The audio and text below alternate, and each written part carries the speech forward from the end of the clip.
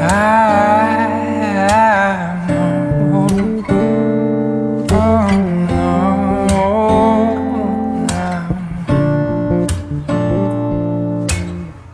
left to rise, buzz like crazy. Everybody's trying to stimulate it. Spiders in the mirror and feel this can't be right.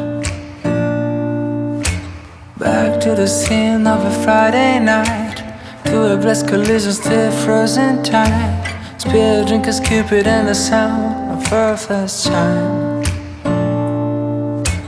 And why did you argue? We're dreaming of this. Hello my friends, welcome back to my channel, or welcome if you're new, and it is the start of another reading vlog. This one is pretty special because it is for the historical romance readathon. I'm very excited about this. This is the third one that I have participated in, the second one since I've had my channel. This is being hosted by Peace Love Books, Jess, Lacey, and Lisa. They will be linked down below. I'm sure y'all know them because they are the big dogs in the romance booktube world. But I am so excited about this readathon. I love historical romance. It is my favorite subgenre of romance. I love it so freaking much, and if you aren't new, I'm sure you know that. Anyways, I have my TBR here, gonna chat about it real quick. I do have a TBR video, but these are the books that I mostly want to make sure that I get to. So, Seduce Me at Sunrise by Lisa Kleypas, The Raven Prince by Elizabeth Hoyt, A Notorious Vow by Joanna Shoup. This is also the group book. The Earl Takes All by Lorraine Heath, and 9 Rules to Break When Romancing a Rake by Sarah McLean. So, these are the books that are my top priority, and I would say, I don't know, like, I want to read all of them, but my top priorities for sure are these three: the Joanna Shoup, the Sarah McLean, and my Lisa Kleypas. So, I did already get started. Put those up there, hopefully it won't. Oh, it did. Bumped the camera. I've started reading this. I have the audiobook from my library. I'm about 90 pages in right now, and I'm really loving this. I love this. I love this family. I read Mine Till Midnight in the fall because of Jen from the Book Refuge. I did a video where I was reading some swoon-worthy heroes that she had recommended, and I loved it and adored it, and I've been wanting to get back to that series ever since then. So I'm really, really loving this. This follows Maripen, or Kev, and Win, who you meet in the first book, and it is their love story. He was like, they kind of like adopted him into the family. He was a Romany boy who was kind of abandoned, so the family adopted him into the family, but he always felt like he was apart from them. Like, there's a big social class difference in this story specifically, so it counts for that prompt too. And yeah, he has never really allowed himself to be considered part of the family, even though the Hathaways consider him part of the family. He always kind of takes the role of a servant or something like that. Like, that's how he sees himself. So this book is just a pure delight. I loved the chemistry that they had in the first book, Win and Maripen, and I'm loving it. I'm loving it so much. Like, instantly from the moment I started it, I was just like, yep, I like this. I love all this. And let me tell you, I've been keeping a trope count. Shall I tell you how many tropes I've counted so far in this one? Childhood sweethearts, damaged hero, nursing back to health, different social classes, mutual pining. 5 tropes. Like, could we ask for more? That's basically all of them that I love, right? I love it so much. And I just love this family. I love seeing Leo again, who was the older brother, who was kind of a big dummy in the first book, and he seems to have settled down a little bit. I can't wait to get to his story, and I don't know, I'm just loving it so much. I just love Lisa Kleypas' writing. I feel like it's so easy to get swept up in her stories, and I have not read a lot of her works. I've read 3, I've only read 3 of her books, and 2 of them have been my all-time favorites, and one was just sort of, it was fine, you know? So I have a feeling this is going to be my all-time favorite, but I don't know, she does like an epic love story so well, and I'm very happy to be reading her. I don't know what, I was kind of struggling to decide which book I wanted to start with because I have so many that I have both on audio and ebook, so yeah. Also, I have one more I need to add to the TBR. Let me grab it real quick. I also need to make sure and read Night Song by Beverly Jenkins because this is for the Historical Hellions book club that Jess and Samantha are doing, and I'm going to be a guest host, so I need to make sure and read this too. But yeah, this is going to be priority for sure. I do have the audio of this, so I think I have the audio for 4 of these.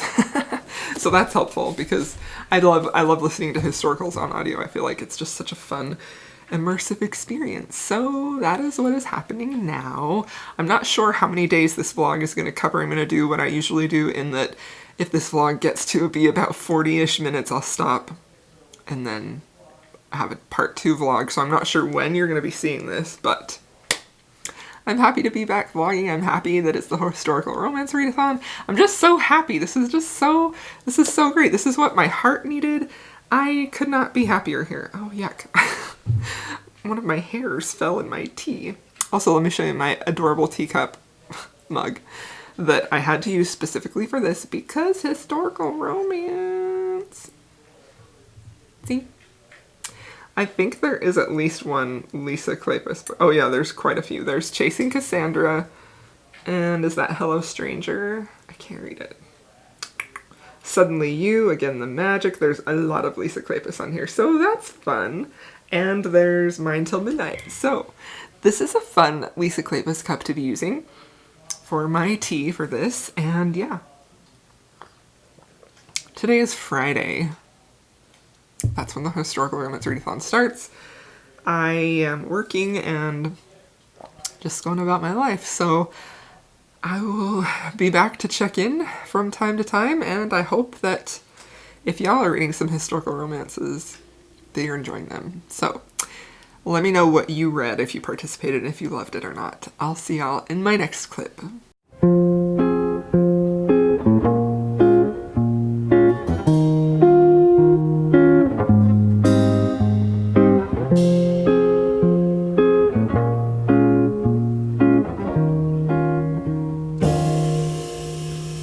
You know, when this long night will fade away, and we go back to our old ways, two perfect strangers in disguise. When the sun is going to stretch its arms on the road, turn us again with his shrill call into perfect strangers in disguise. But until then, Hello, my friends. Hello, my friends. Welcome back. It is day 2 of the Historical Romance Readathon. I'm trying to set this up so that that sun doesn't, I don't know, it's not a perfect setup, but it's what we got today. Anyways, it's day 2 of the Historical Romance Readathon, and I finished a book. I didn't update you yesterday. I don't know. I don't need to give excuses. I was gonna, I just didn't. So here we are. I finished Seduce Me at Sunrise, and I loved it. I loved it so much. This was just such a fun read. I don't know. I felt so transported. I felt so just swept away and caught up in the story, and I love that so much. I feel like Lisa Kleypas books almost always do that to me. I think that I've only read 4 Lisa Kleypas books, and I've given 3 of them 5 stars, and they've just been so great. And this one was just, I just loved it so much. There was so much about this book that was just like kept me reading and needing to read and like not being able to put it down. And I sometimes feel like that can be a hard thing in a historical romance, you know, like, well, maybe not necessarily a hard thing, but like she had just enough like angst between the characters and their relationship, and also the side plot. There were some side plot things happening with Doctor and with Cam and Amelia. I loved that we got to see the family again. Like, you could see the threads for Leo's book, for who the heroine in that is going to be, and I'm super excited for that one. Honestly, I loved this book so much. I just felt like it was so great. I did give this a 4.5 star. I gave it a 5 star in Goodreads, but in my review I said 4.5 star only because it wasn't necessarily that there was too much angst, because I loved seeing like Kev's struggle with, should he have a relationship, should he have like pursue a marriage with Win when he wants so much better for her, you know, like I loved seeing that struggle with him. I loved seeing his whole internal struggle of feeling like, because of his past that you find out in here, which was super interesting, he just kept feeling like he wasn't what she deserved, like she deserved better. And I do really like that trope, actually, but it just seemed like it took a little too long to get resolved. Like he struggled with that for a lot of the book, and I was kind of hoping that they would have had a chance to be together and to be happier a little bit earlier than we actually got in here. So that is probably the only reason why I gave it 4.5 out of 5 stars. But really, it was just super, super enjoyable. And also, like, I feel like because I loved Mine Till Midnight so much that I don't love this one quite as much, although I still loved it super much, so I wanted to be able to differentiate for myself that Mine Till Midnight is still my favorite, even though this one was extremely good and so enjoyable. And Kev is just so swoony. Like, there was a scene in here, oh my goodness, when Kev sees Win with her doctor, and her doctor is like touching her and examining her, and Kev just gets so furious, but he like doesn't act on it, but he just has all of this anger and he's just so ragey at that moment. And Cam, who is the hero in the first book, looks at him and says to him in Romany, "She's not your woman yet, you can't," and I was just like that. Give it to me. I love that so much. I just love it. I love it so much. Oh, that was fantastic. It was so great. I have some notes. Let me look them up. I'm trying to take notes as I read so I can discuss a little bit better. Actually, that white light on my face makes the lighting in here better, doesn't it?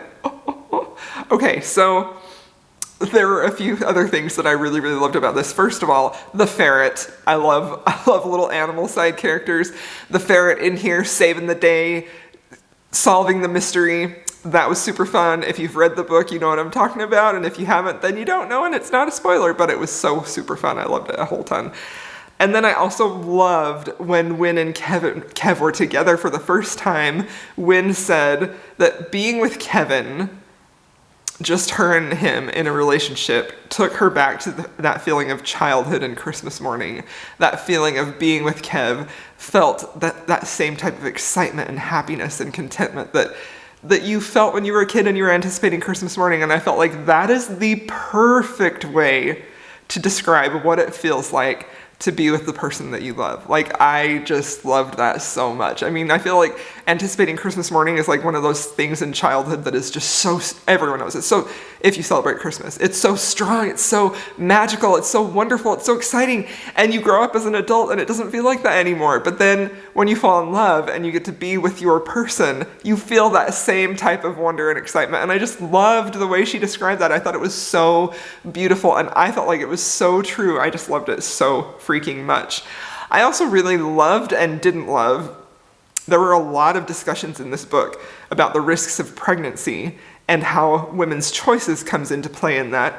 And there were a few moments in there in particular where Cam was talking with Kevin about that, and how, you know, that was one of, so I guess this is, it's not really a spoiler. This is one reason why Kev didn't want to have a marriage with Win, is because Win was really fragile. She had scarlet fever, so she's always been sort of sickly and not necessarily feeble, but she has been really fragile. And Kev really didn't want to marry her because he was afraid of, let's see if I can get the better light back. Because he was afraid of her health and what it would do to her health, and he didn't want to risk her by having her be pregnant or have a child. And so there was some talk, and Cam was very much championing, but it's her choice, you know, Cam, who's the hero from Mine Till Midnight. And I loved seeing Cam really, and I feel like that's one reason why Cam is one of my favorite heroes, is because he wants to protect and take care of Amelia, but he always honors her choice. He always honors her choice. And I feel like when we get in situations with this, specifically in historical romance, or any romance really, this is always something that kind of detracts a little bit of enjoyment for me, is when the hero is trying to do what they believe is the right thing for their woman or their partner, and when they believe they're trying to do the right thing, but what they're actually doing is taking that choice and that agency away from the woman. And it's not gonna knock like a ton of stars off, but it's always something that really lessens my enjoyment, even if it is factually true or factually accurate to the times. I just find that I don't enjoy reading about that. I want my heroes, I've talked about this so much, but I want my heroes to always respect that heroine's agency. It's not an enjoyable read for me, and I have a hard time getting behind a romance when a hero will not respect the heroine's agency, when he decides he's going to make the choices for them because either he believes he knows best, and maybe he does sometimes, maybe what he is deciding is the best thing to do, but it's not his choice, right? So there was a really interesting conversation in there about women's choices about their bodies, and I just thought it was very progressive, and I really loved having that in there. And I also really liked how Cam kind of shook some sense into Kev, and it wasn't a huge issue in this book at all. Like it really, it was there.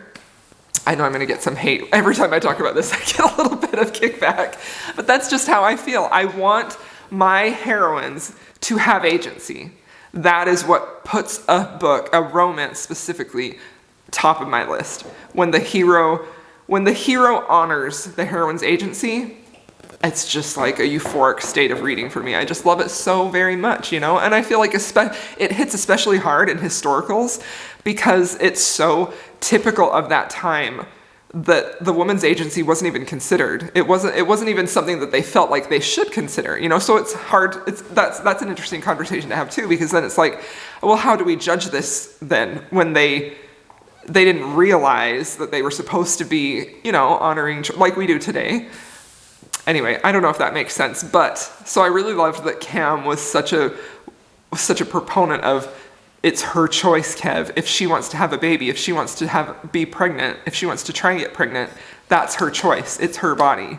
And I loved that so much. So again, that really wasn't anything that detracted from my rating of the book. I still really, really loved it. I loved Kev. I felt like he was so angsty and so delicious, and he just loved Win so much, and there was so much mutual pining in here, and it was so good. So it was a 5 stars. Not quite as good as Mine Till Midnight, but still a 5-star read. Just really enjoyed it. Loved it so freaking much. So that is my very long update for that book. I can't wait to read the next one. I just found the third one. I have her Wallflower series and her Ravenel series, but I do not have this whole series, and I just found the next one with the step back on eBay. One click bought it. Of course I did. So that's what's happening there. The next book I'm going to pick up is Night Song by Beverly Jenkins. I have this on audio. I'm going to start it right now. This also is Beverly Jenkins' first book. This is the pick for Jess and Samantha's Historical Hellions book club, which I'm really excited about. So yeah, I can't wait to read this. This doesn't look like it's super long.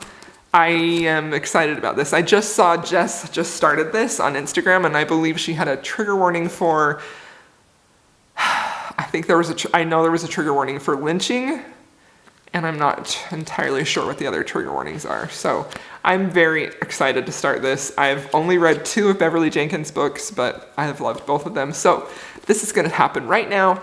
We're gonna do a little bit of a workout, and then we're gonna read the rest of the day and probably do some work. So that is all that's happening here. Let's see if we can get Kazi Cam. Shoop, shoop. It's too far away. Oh, there he comes. There he comes. Hi. Come here, baby. Oh, hi. You gonna get your ball? Get the ball? Oh, good boy. Look at you. You're so good boy. I'll see you guys in a bit.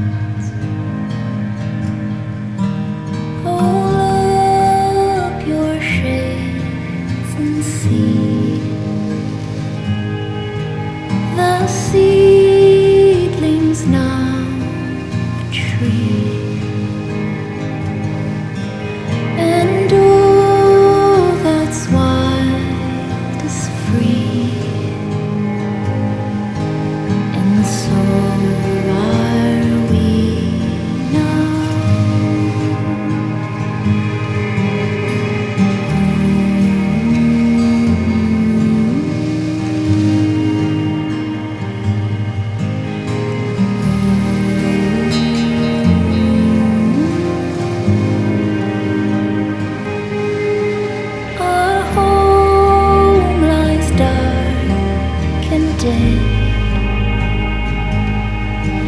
Our kitchen and our bed. These knives they cut and shred inside my stomach.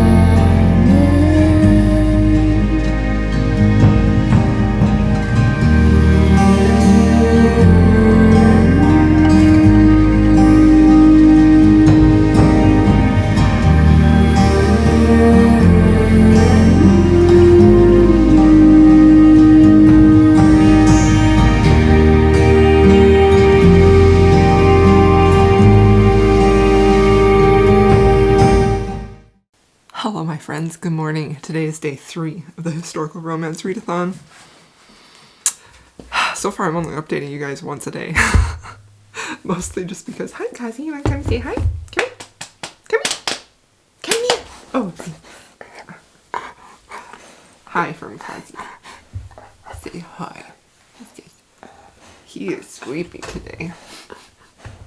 So I'm only updating you like once a day. I don't really know why. Just, that's how it's happening. Oh, mostly because my clips talking to you are taking so long that I'm like, if I update you anymore, this vlog is gonna be like forever long. But I don't know, man. I just don't know. I've also just been really caught up in the books that I'm reading, so let me give you an update. I haven't finished another book yet, but I am currently reading Night Song by Beverly Jenkins. You can't, no, you can't do that. Currently reading Night Song by Beverly Jenkins. No, he wants to eat the tabs. Beverly Jenkins, this was her first published book, and I have to say that I am extremely impressed with this for being a first book. Like, wow. I am on page 200, about halfway through, and I'm really liking this a lot. I feel like Beverly Jenkins does such a wonderful job of really creating just this really beautiful love story that just seems sort of not fragile but kind of delicate, you know, kind of delicate, and it's just really lovely. Like, it seems like it's just so realistic watching these two people fall in love, and I feel like there's a certain kind of beauty to that is just so perfect, and I love that so much. I love the way that she writes romances. It's very slow, it's just kind of a little quiet. It's just really beautiful, and I'm loving it a whole lot, honestly. I mean, I do feel like there are parts of this book that have been a little slower paced than others, which I feel like, you know, I feel like that could be possibly because it's her first book, but I also feel like that's kind of a characteristic of her writing too. Sometimes it can be a little bit slow moving, the plot or maybe the romance, and she often has several things happening at once in her characters' lives, but it's not anything that's necessarily like boom, fast paced, you know, like can't turn it down. It just feels very comforting to read, even though it tackles with some really, really heavy topics. The opening scene in here is a lynching of the main character's, Kara, I knew her name was Kara, of Kara's grandfather, so trigger warning for that. It's only a couple of pages, but it's very, honestly, like, just gut-wrenching and heartbreaking and really difficult to read, but it also, like, is crucial to who Kara is and how her life plays out the way that it does. So Kara is basically an orphan, but she is a school teacher, and she's very wary of Union soldiers, and she ends up meeting Sergeant Chase Jefferson of the 10th Cavalry, and there's an instant attraction between them.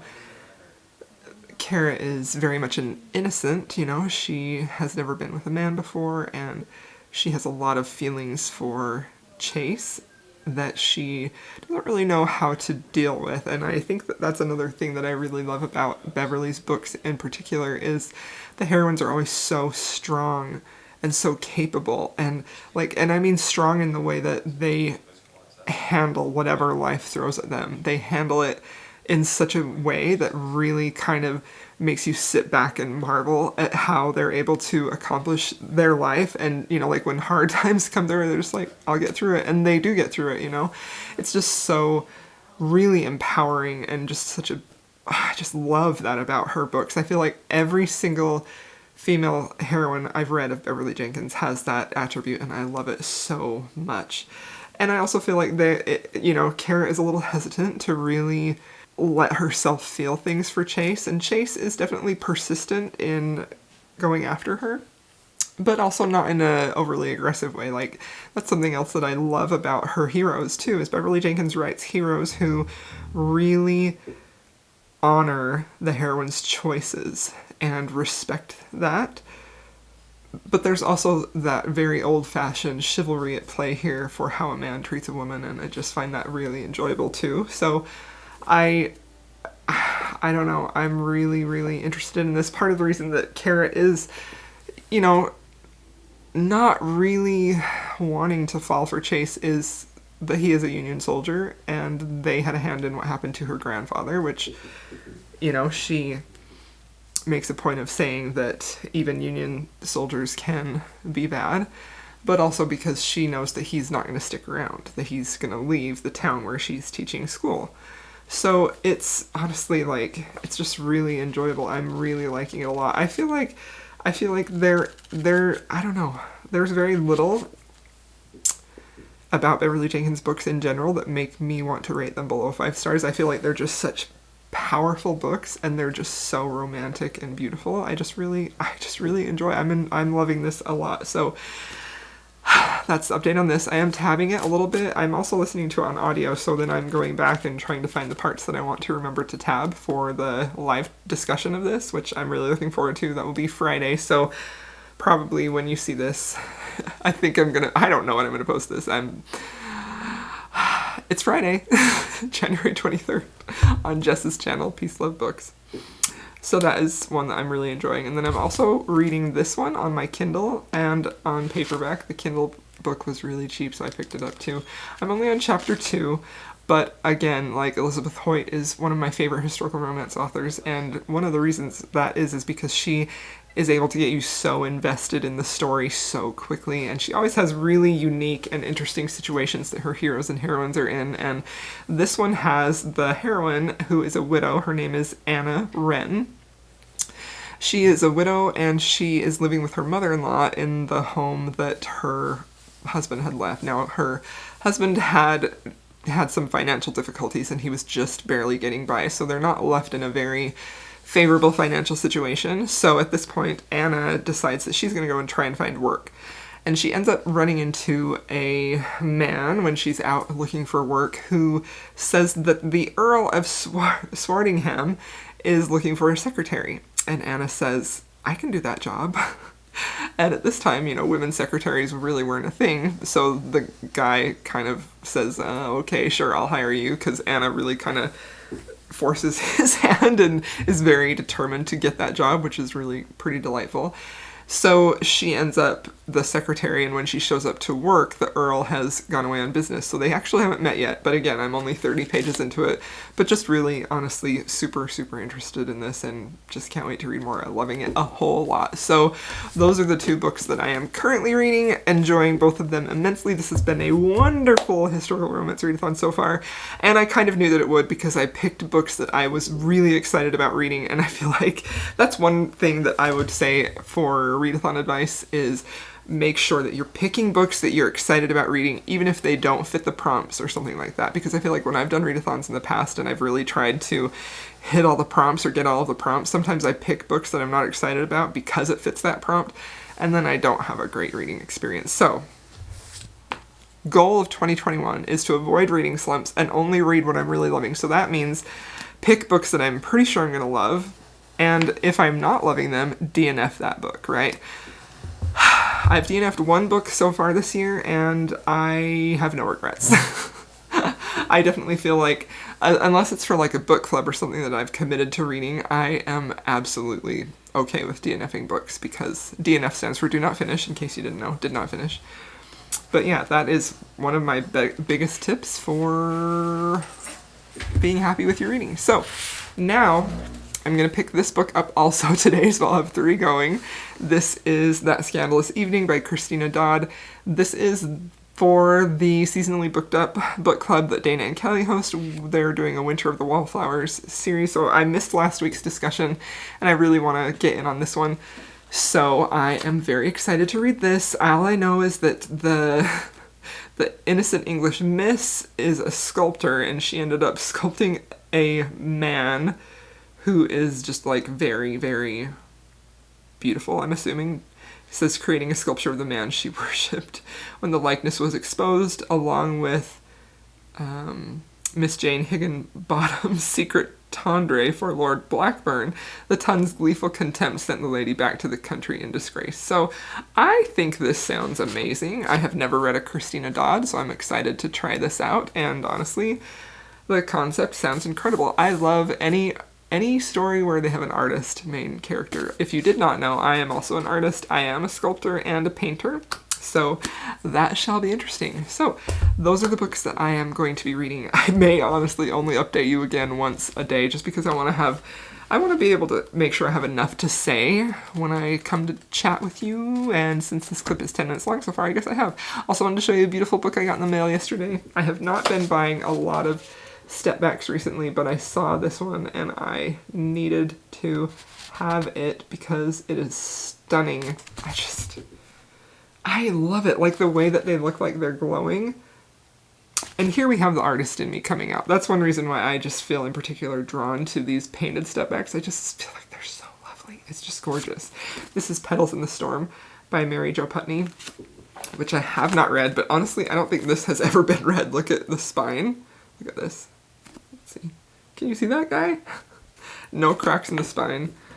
And it came really beautifully wrapped up, and whoever I bought it from said that she hoped I enjoyed it because it was one of her favorites, so that is fun. And then I have a few stickers here to show you. I got this cute one as my favorite. Can you even handle it?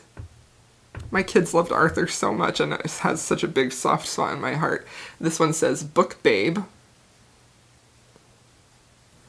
I got these, I have no reason to get them, but I just love stickers.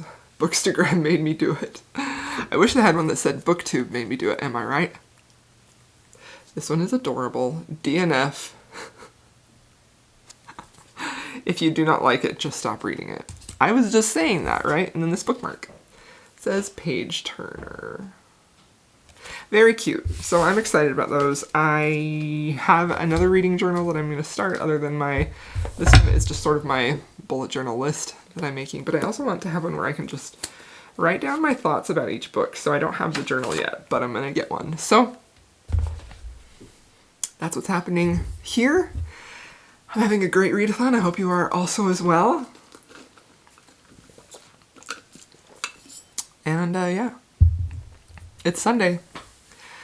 I'm just going to read all weekend long, and I'll be back to chat when I feel like I absolutely have to.